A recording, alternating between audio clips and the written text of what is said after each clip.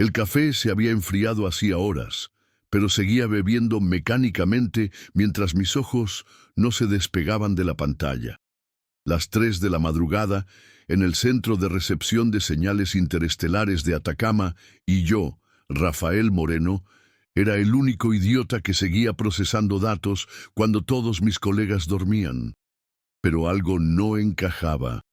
Una anomalía en las señales captadas por la antigua Voyager 1, nuestra sonda más lejana, lanzada casi 50 años atrás y que ahora vagaba por el espacio interestelar. No puede ser, murmuré, ajustando nuevamente los parámetros de análisis. La Voyager había dejado de enviar datos científicos útiles hacía años. Su misión principal había terminado décadas atrás, pero seguíamos recibiendo débiles señales de telemetría, como susurros de un abuelo moribundo que se niega a callar. Sin embargo, lo que estaba viendo ahora no era telemetría normal. Era una secuencia estructurada, un patrón matemático demasiado complejo para ser una interferencia aleatoria. Tomé mi teléfono y dudé antes de marcar. Isabel Montenegro, mi supervisora, no apreciaría ser despertada a esta hora, pero esto no podía esperar. «Rafael, esto mejor que sea importante», contestó con voz ronca tras el cuarto timbrazo. «Creo que la Voyager 1 está recibiendo una señal», dije, intentando que mi voz sonara profesional y no como la de un niño emocionado en Navidad. «Recibiendo, la Voyager envía señales, no las recibe». Ese es el punto, Isabel. Algo está interceptando la sonda y utilizando sus sistemas para comunicarse con nosotros. El silencio al otro lado de la línea fue más elocuente que cualquier respuesta. Isabel, con 20 años más de experiencia que yo, sabía exactamente lo que esto significaba. La Voyager 1 estaba a más de 23.000 millones de kilómetros de la Tierra. Cualquier cosa capaz de interceptarla a esa distancia. «Estaré allí en 20 minutos», dijo finalmente cortando la llamada. Mientras esperaba, continué analizando la secuencia. Comenzaba con números primos, el clásico saludo universal que cualquier civilización matemáticamente avanzada reconocería. Luego seguía una serie de instrucciones binarias que parecían codificar algún tipo de imagen o mensaje. Mi corazón latía con fuerza. Después de 15 años dedicados a la búsqueda de señales inteligentes extraterrestres, sería yo quien finalmente... Isabel llegó en menos de 15 minutos, despeinada y con la misma ropa del día anterior, pero con los ojos completamente despiertos y alertas. «Muéstrame», ordenó, sin molestarse en saludar. Durante la siguiente hora, revisamos juntos cada aspecto de la señal. Era innegablemente artificial y estructurada para ser entendida.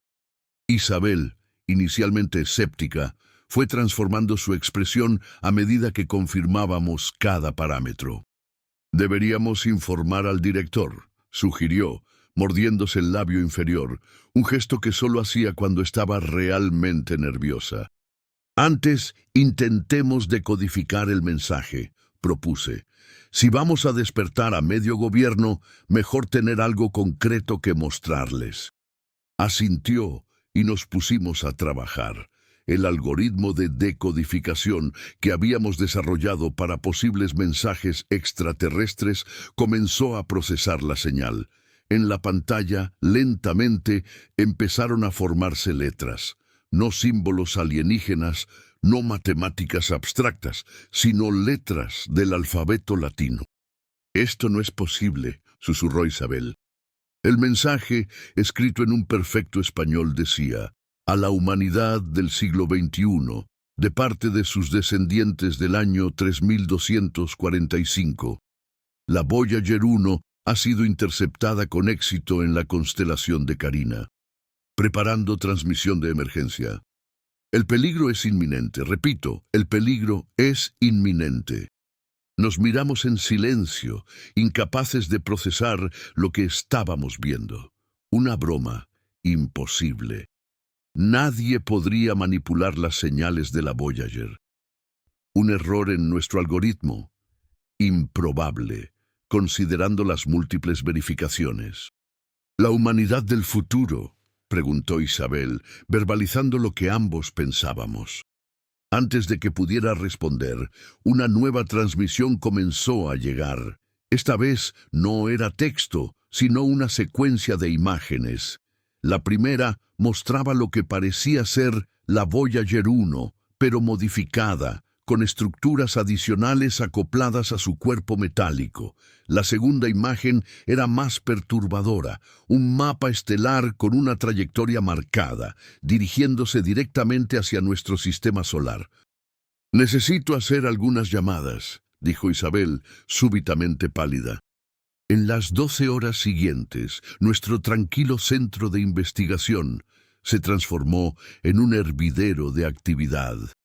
Representantes de agencias espaciales de todo el mundo, científicos eminentes y, por supuesto, personal militar llenaron cada rincón disponible. Yo, que había hecho el descubrimiento inicial, me encontré relegado a un papel secundario, explicando una y otra vez cómo había detectado la anomalía.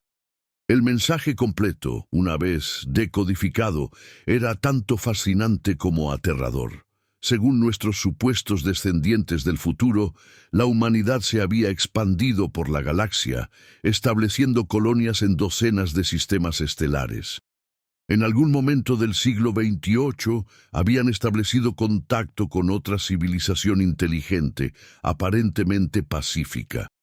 Décadas de intercambio cultural y científico habían seguido hasta que, sin previo aviso, los visitantes, como los llamaba el mensaje, lanzaron un ataque coordinado contra todas las colonias humanas. La guerra interestelar resultante había durado siglos, con la humanidad a la defensiva, perdiendo sistema tras sistema. Finalmente, un grupo de científicos había desarrollado tecnología para comunicarse a través del tiempo, utilizando anomalías cuánticas en el tejido espaciotemporal. Habían localizado la Voyager 1, nuestra embajadora involuntaria, como punto de contacto ideal.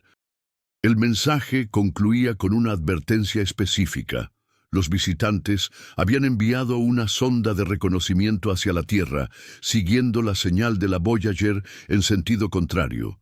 Llegaría en aproximadamente 7 años, y si descubría una civilización tecnológica viable, transmitiría nuestra posición a su mundo natal.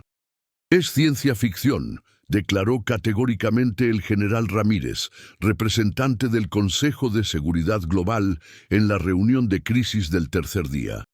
«Probablemente algún grupo de hackers con demasiado tiempo libre». «¿Hackear una sonda a 23.000 millones de kilómetros de distancia?», rebatió la doctora Chen, astrofísica de renombre mundial. «Con todo respeto, general, eso es más improbable que un mensaje del futuro». Las discusiones continuaron, acaloradas y divisivas. Algunos argumentaban que debíamos ignorar el mensaje, otros proponían preparativos militares inmediatos, y un tercer grupo insistía en que debíamos intentar responder para obtener más información. Mientras las grandes mentes debatían, yo seguía trabajando, analizando cada fragmento de datos. Algo en las coordenadas estelares me resultaba familiar. Tras consultar varias bases de datos astronómicas, lo confirmé. La trayectoria de la supuesta sonda alienígena coincidía con una anomalía gravitacional que habíamos detectado 3 meses atrás y que habíamos atribuido a un pequeño cuerpo celeste no catalogado. Si el mensaje era cierto, ese objeto no identificado era una amenaza existencial para nuestra especie. Decidí compartir mi descubrimiento con Isabel antes de llevarlo al comité principal. La encontré en la cafetería, masajeándose las sienes mientras revisaba informes en su tablet. «Creo que he encontrado algo», dije, sentándome frente a ella. Le mostré mis cálculos.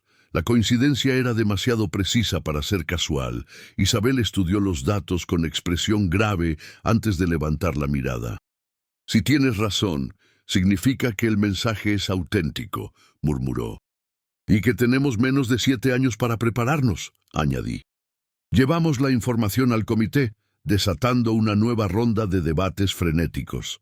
Se tomó la decisión de reorientar varios radiotelescopios y sondas cercanas para estudiar la anomalía gravitacional. Mientras tanto, un equipo internacional de lingüistas, físicos y especialistas en comunicaciones trabajaría en formular una respuesta a nuestros supuestos descendientes. Me ofrecí voluntario para este último equipo. A pesar de mi especialidad en astrofísica, siempre había tenido facilidad para los idiomas y la comunicación. Además, sentía una conexión personal con este mensaje. Yo lo había descubierto. De alguna manera, era mi responsabilidad. El equipo de respuesta se estableció en un búnker subterráneo debajo del observatorio. 10 mentes brillantes de diferentes disciplinas, lideradas por el Dr. Kovač, un lingüista serbio especializado en estructuras comunicativas no humanas. El desafío, explicó Kovač en nuestra primera reunión, no es técnico sino conceptual. Estamos intentando comunicarnos con personas que comparten nuestro ADN, pero no nuestra cultura, nuestras referencias ni posiblemente incluso nuestra estructura de pensamiento. Nuestro primer intento de respuesta fue simple. Confirmamos la recepción del mensaje e incluimos preguntas básicas sobre la naturaleza de la amenaza alienígena y posibles métodos de defensa. Increíblemente, recibimos respuesta en menos de 6 horas. El retraso, explicaba el mensaje, se debía a las complejidades de la comunicación temporal, no a la distancia física. La tecnología que utilizaban funcionaba como una especie de túnel de gusano informacional, aprovechando entrelazamientos cuánticos a través del tiempo.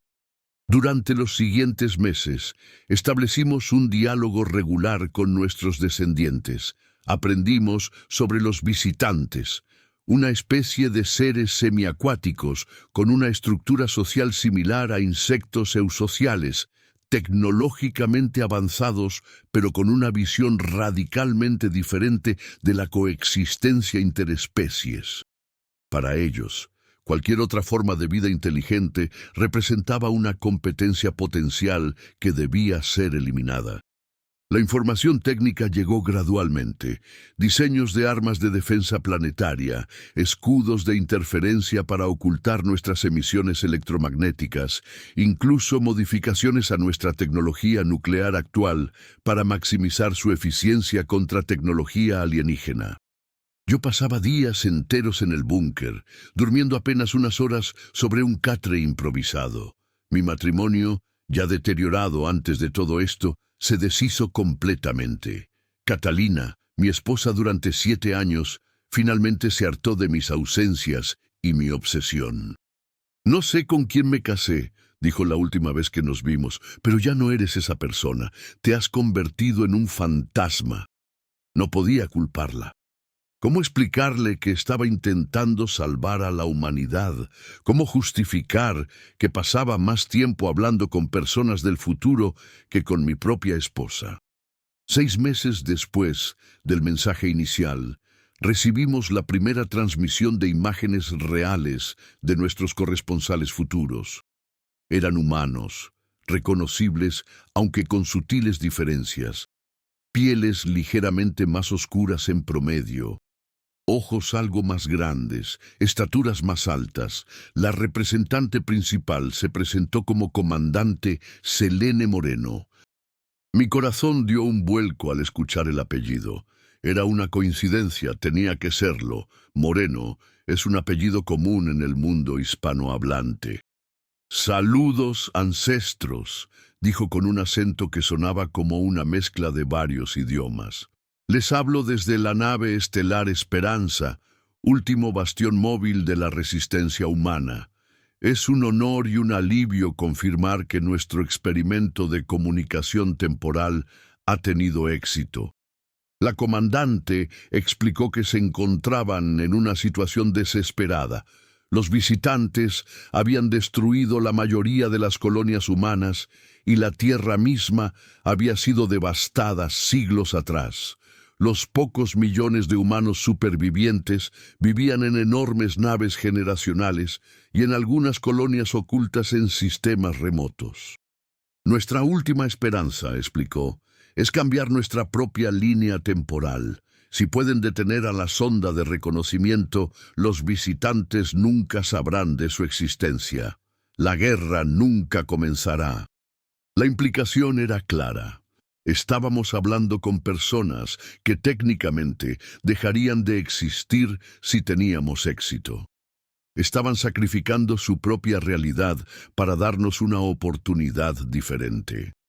Durante la transmisión, noté que la comandante Moreno llevaba un collar con un dije peculiar. Cuando la comunicación terminó, revisé las grabaciones y amplié la imagen. El dije tenía una forma que reconocí inmediatamente. Era idéntico a un amuleto que mi abuela me había regalado en mi 10º cumpleaños, una reliquia familiar que según ella había pertenecido a nuestros ancestros desde tiempos inmemoriales. Ese mismo amuleto que ahora descansaba en mi mesita de noche. La coincidencia era demasiado específica.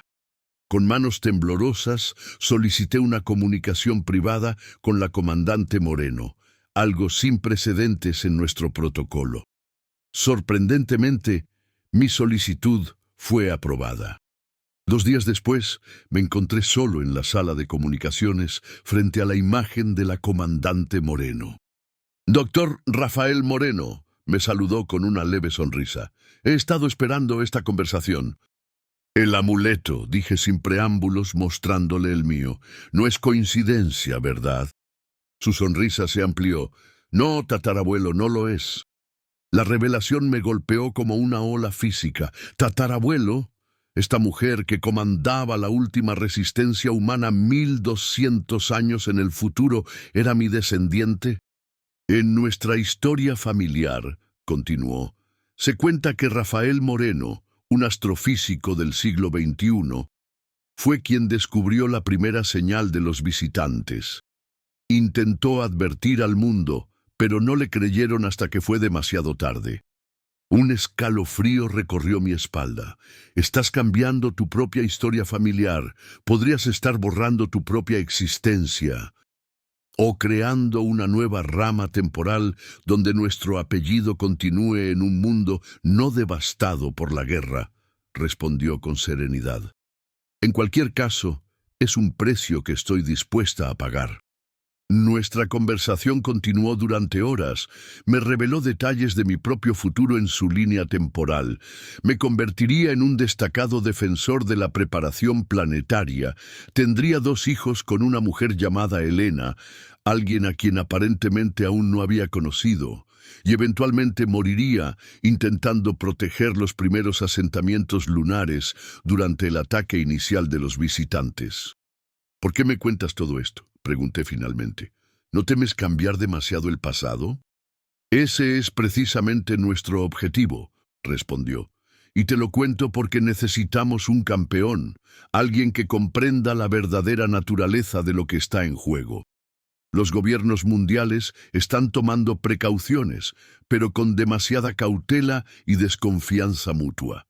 Necesitamos a alguien que los empuje hacia la unidad antes de que sea tarde». «¿Y crees que ese alguien soy yo?» «Sé que lo eres. Después de todo, llevo tu sangre». En los días siguientes, mi perspectiva cambió radicalmente. Ya no era solo un científico analizando un fenómeno fascinante. Me había convertido en el nexo entre 2 épocas de la humanidad, responsable de evitar un futuro catastrófico. Con renovada determinación, presenté un informe completo al comité directivo, incluyendo detalles técnicos sobre la anomalía gravitacional que ahora sabíamos era la sonda alienígena. Gracias a la información del futuro, podíamos rastrearla con precisión a medida que se acercaba sigilosamente a nuestro sistema solar. Tenemos menos de 6 años para prepararnos. Concluí mi presentación. Necesitamos unidad global, recursos compartidos y una estrategia coordinada. Para mi sorpresa, el general Ramírez, anteriormente el escéptico más vocal, fue el primero en apoyarme. He revisado todos los datos, dijo. La correlación entre la anomalía detectada y las coordenadas proporcionadas por el futuro es innegable. Recomiendo que esto se eleve inmediatamente al Consejo de Seguridad Mundial. Los acontecimientos se aceleraron a partir de entonces. Se formó una coalición internacional sin precedentes, oficialmente denominada Iniciativa de Seguridad Astronómica, pero conocida en los círculos internos como Proyecto Cronos.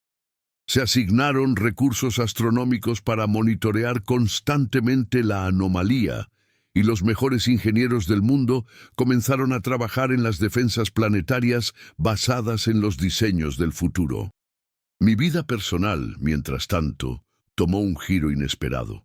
Durante una conferencia en Buenos Aires, donde presentaba, de manera censurada, algunos de nuestros hallazgos, conocí a una astrofísica chilena llamada Elena Vega. Brillante, apasionada y con un sentido del humor que contrastaba con la gravedad de nuestro trabajo, Elena rápidamente se convirtió en una colaboradora cercana. ¿Realmente crees que podemos detener esto?, me preguntó una noche, mientras cenábamos después de una larga jornada de trabajo. Tenemos que hacerlo, respondí. El futuro literalmente depende de ello. Sonrió. Esa es precisamente la respuesta que esperaba. No le había contado sobre mi conexión personal con la comandante Moreno del futuro, ni sobre la predicción de que Elena sería la madre de mis hijos. Algunas cargas eran demasiado pesadas para compartir, algunas revelaciones demasiado deterministas para imponer a alguien más. Sin embargo, a medida que trabajábamos juntos en los meses siguientes, nuestra relación evolucionó naturalmente. No sabía si estábamos siguiendo un guión cósmico preestablecido o escribiendo nuestra propia historia, pero por primera vez en años, sentí algo más que miedo y responsabilidad. Sentí esperanza. 3 años después del mensaje inicial, nuestros esfuerzos comenzaron a materializarse. Una red de satélites con tecnología avanzada de camuflaje electromagnético rodeaba la Tierra, diseñada para ocultar nuestra huella tecnológica. Bases lunares secretas albergaban prototipos de armas defensivas capaces, en teoría, de neutralizar tecnología alienígena siglos más avanzada que la nuestra. Y en un búnker subterráneo en la Antártida, un equipo internacional vigilaba constantemente la aproximación de la sonda visitante, ahora a solo 4 años de distancia. Es más rápida de lo que pensábamos, informó Elena, ahora directora del programa de rastreo. Ajustando por su aceleración actual, llegará en 3 años y 4 meses. La noticia envió ondas de choque a través de la jerarquía del proyecto Cronos. Los preparativos se intensificaron, pasando de urgentes a desesperados. Trabajábamos prácticamente sin descanso, conscientes de que cualquier falla podría significar el fin de nuestra civilización. Nuestra comunicación con el futuro, mientras tanto, se había vuelto irregular. La comandante Moreno explicó que mantener el túnel temporal requería cantidades enormes de energía, un recurso cada vez más escaso en su realidad asediada. Cada vez que hablamos, explicó en una de nuestras últimas comunicaciones, estamos agotando las reservas que necesitamos para nuestras propias operaciones defensivas. Pronto tendremos que cortar contacto permanentemente. ¿Cómo sabremos si tuvimos éxito?, pregunté, angustiado ante la idea de perder nuestra línea de comunicación. Su respuesta fue enigmática. Si tienen éxito, nunca sabrán si tuvieron éxito. Mi línea temporal continuará su curso, pero la suya divergirá hacia un futuro que no podemos predecir. Es el precio de nuestra intervención. Antes de que nuestra comunicación final terminara, la comandante Moreno me mostró algo que había mantenido en secreto. Una antigua fotografía, deteriorada por siglos, que mostraba a un hombre y una mujer sosteniendo a dos bebés recién nacidos. A pesar del deterioro, reconocí mi propio rostro y junto a mí el de Elena. Esta fotografía se ha transmitido en nuestra familia por generaciones, explicó. Quería que la vieras, para que entiendas que pase lo que pase, tu legado continúa. Quizás no en esta línea temporal, pero en alguna versión de la realidad, la familia Moreno sobrevive. La comunicación se cortó definitivamente esa noche. Nuestro vínculo con el futuro apocalíptico se había cerrado, dejándonos solos frente a la amenaza que se aproximaba. Elena y yo nos casamos 6 meses después, en una ceremonia pequeña y apresurada entre turnos de trabajo. No mencioné la fotografía del futuro, pero cuando anunció su embarazo un año más tarde, no pude evitar sentir que estábamos siguiendo un camino inevitable. «¿Gemelos?», exclamé sorprendido cuando la doctora nos mostró la ecografía. Elena apretó mi mano. «¿Estás decepcionado?». «Al contrario», sonreí, pensando en la fotografía que había visto a través del tiempo. «Siento que es exactamente como debe ser». Los preparativos finales contra la sonda alienígena coincidieron con el nacimiento de nuestros hijos, Miguel y Laura. Mientras sostenía a esos pequeños seres en mis brazos, la magnitud de nuestra responsabilidad me golpeó con más fuerza que nunca. Ya no luchábamos solo por conceptos abstractos como humanidad o civilización, sino por un futuro tangible, personificado en esas vidas recién comenzadas. El día del primer contacto directo con la sonda alienígena llegó cuando los gemelos tenían apenas 4 meses. La detección final confirmó lo que ya sabíamos. Un objeto artificial de aproximadamente 200 metros de diámetro, utilizando algún tipo de propulsión avanzada que distorsionaba el espacio-tiempo a su alrededor, se aproximaba al límite exterior de nuestro sistema solar. Desde nuestra base de operaciones en la Antártida, observamos en tenso silencio cómo los sensores rastreaban su aproximación. Según la información del futuro, la sonda realizaría un escaneo completo del sistema antes de aproximarse más, buscando señales de civilización tecnológica. «Sistemas de camuflaje funcionando a capacidad máxima», informó uno de los técnicos. «Emisiones electromagnéticas reducidas al mínimo histórico en todo el planeta». Era parte de nuestra estrategia, hacer que la Tierra pareciera un planeta primitivo, sin señales de tecnología avanzada que pudieran atraer la atención de los visitantes. Las principales redes eléctricas funcionaban a capacidad reducida. Las comunicaciones globales se habían limitado drásticamente y las naciones del mundo habían acordado un apagón tecnológico coordinado que había devuelto temporalmente a gran parte del planeta a un estado similar al de principios del siglo XX.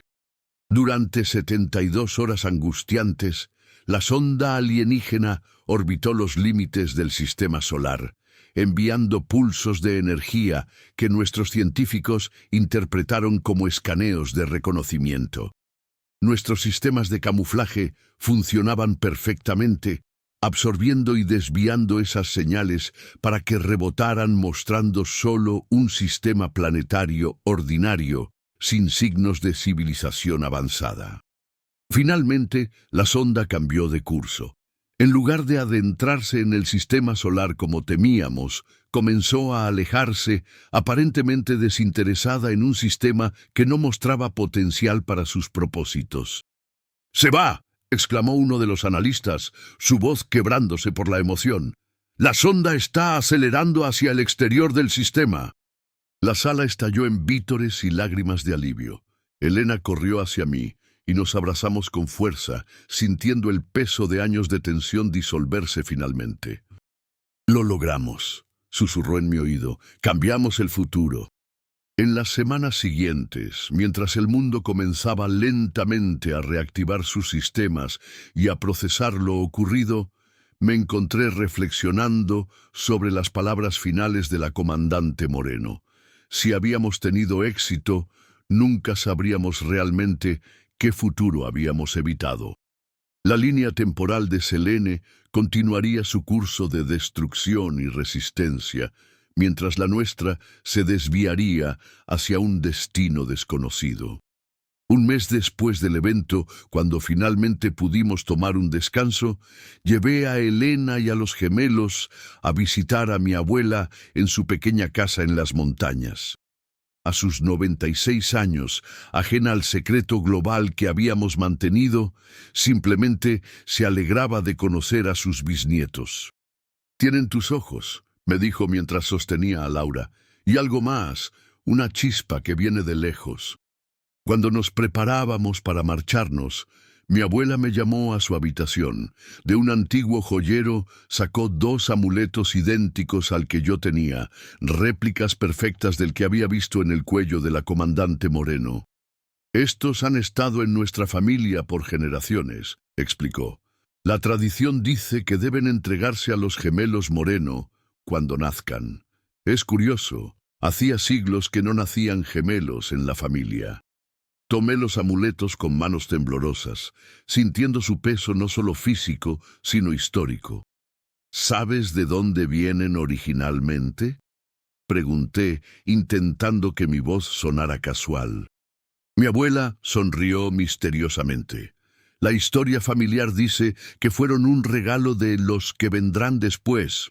Siempre pensé que era una forma poética de referirse a las generaciones futuras. Pero quién sabe. Esa noche, mientras Elena dormía y los gemelos descansaban en sus cunas, saqué mi amuleto y lo comparé con los que mi abuela me había dado para los niños. Eran idénticos, salvo por un detalle. En el reverso del mío había un grabado minúsculo que nunca había notado antes. Bajo una lupa distinguí lo que parecían ser coordenadas estelares y una fecha, 3245. Sonreí en la oscuridad, comprendiendo finalmente. No habíamos roto el círculo, lo habíamos completado.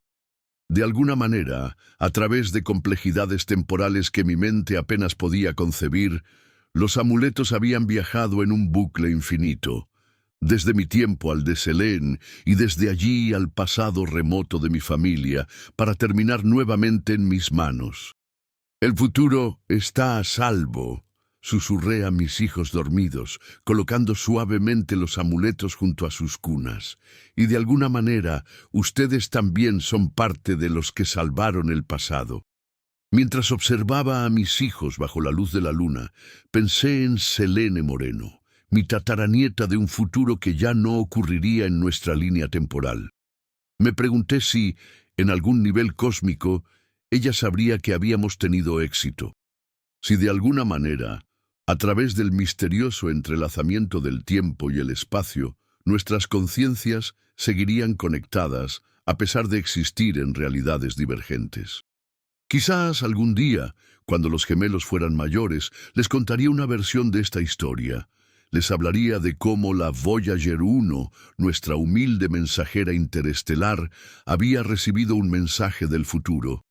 De cómo su padre había sido parte del equipo que cambió el destino de la humanidad, y de cómo, a veces, nuestro futuro más lejano puede convertirse en nuestro salvador más improbable.